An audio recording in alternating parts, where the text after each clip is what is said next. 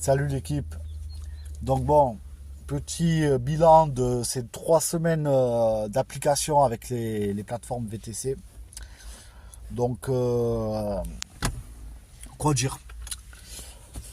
Alors, beaucoup d'heures, mais pas plus que du salariat au final.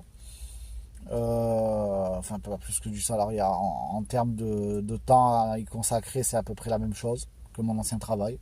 Euh, la paye, alors oui et non, dans le sens où, en fait, j'ai remarqué que sur les applications, en termes général, en règle générale, il y a deux types de revenus.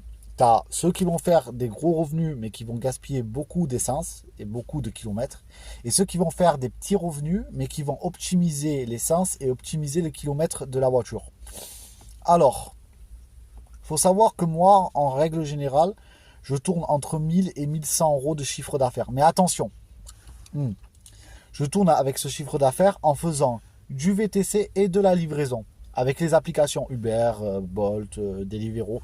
En fait, alors pourquoi je fais justement, je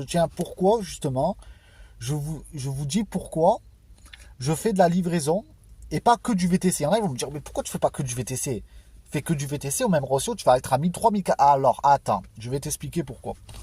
Parce que la voiture que vous achetez quand vous faites du VTC, que ça soit même une Prius ou que ça soit une autre voiture, c'est une voiture qui vaut de l'argent et qui s'use.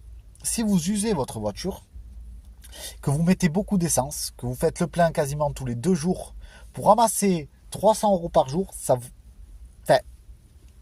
Voilà quoi. Il y en a, ils font quasiment le plein tous les jours pour ramasser 300 euros. Ça vaut pas le coup. Il vaut mieux faire 250 et user, on va dire, la moitié du réservoir que faire 300 euros et user tout son réservoir, ce qui est parfaitement logique.